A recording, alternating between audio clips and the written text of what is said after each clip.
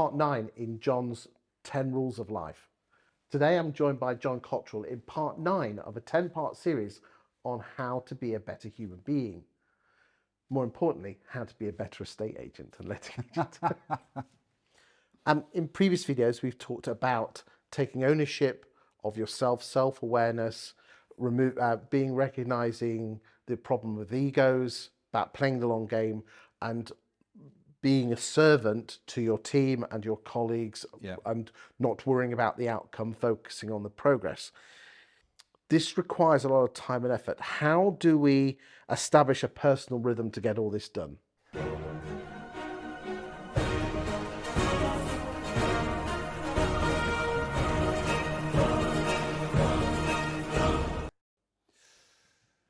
Yeah, okay. So let's talk about a couple of things with regard to that. So number one, whether you look at The Miracle Morning, Jeff Olson's The Slight Edge, what these things come down to is between getting up in the morning and arriving at work, what are my chained habits that mean that my day is starting on autopilot, right? So that's where we start.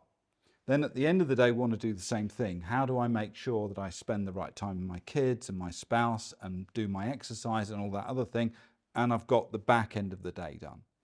Then in the actual working day itself, and typically we've gone from a day now to a week, where's that on the business time that we've talked about earlier? That's got to be sacrosanct, yeah?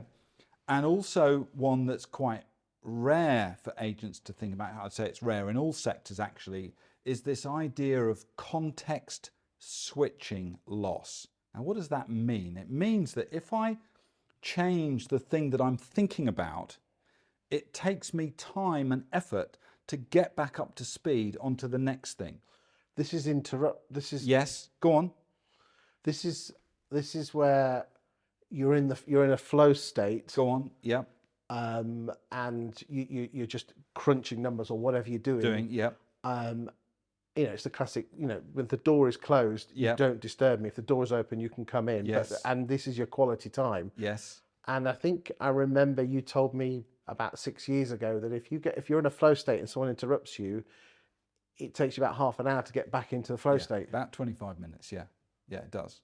So I think the survey came though, chief execs, big companies, and they said most of them would be more effective if they were stoned on marijuana but not interrupted, which is a hell of an indictment. You're paying millions of dollars for these top CEOs, and most of them have got an IQ, an effective IQ, that would say they had learning difficulties that interrupted that. And I think it was 11 minutes between interruptions, which is crazy. The problem with estate agency, in particular, less so maybe with lettings agent, but who knows, is that we tend to interrupt ourselves. We want a finger in every pie. We've got to be busy. Just check Facebook, check my emails. Yeah. We're interrupting ourselves. Notifications, ping, ping, ping. Yeah. So what I get clients to do is actually to work out their own, how many context switches a day do they go through? Well, one thing that you taught me is switch off all my notifications. Yeah. And another thing that you taught me was I do like to piss about, technical term, on social media. Yeah. So now Go on. I actually have a half an hour pissing about section. Yeah, because you earn it, right? Yeah, I do, right. Yeah.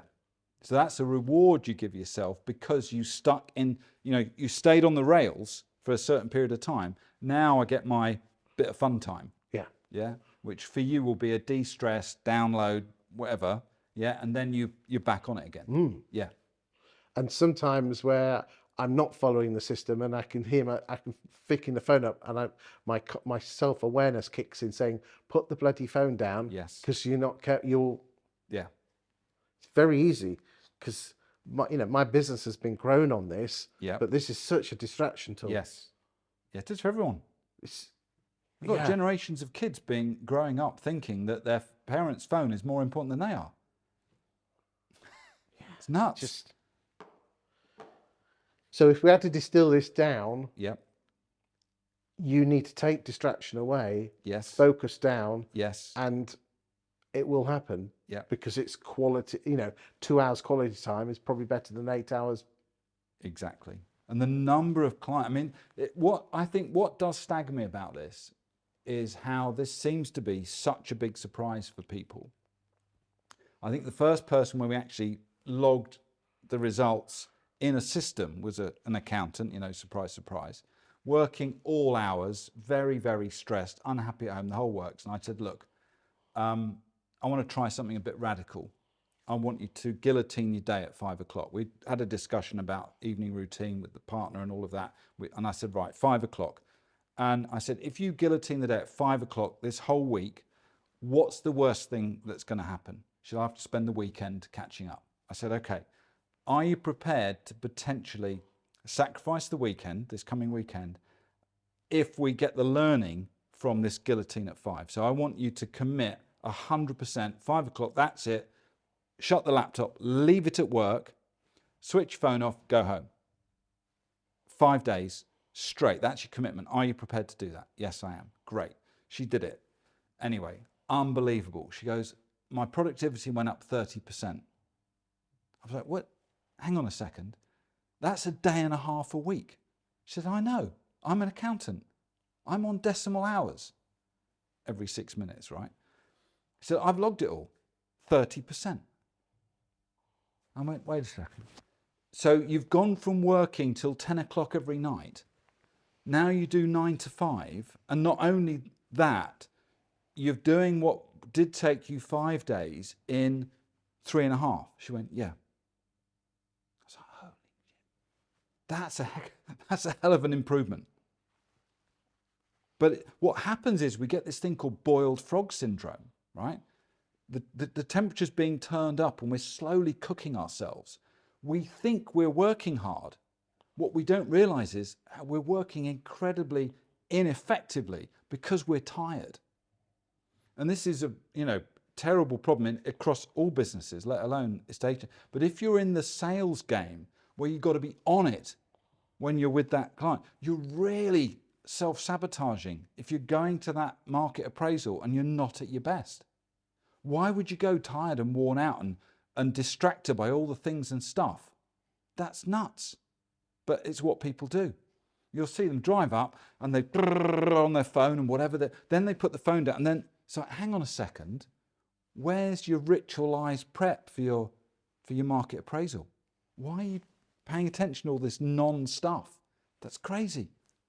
There's a cat on a Roomba. I mean, I'm taking a mickey. Yeah. But you're right.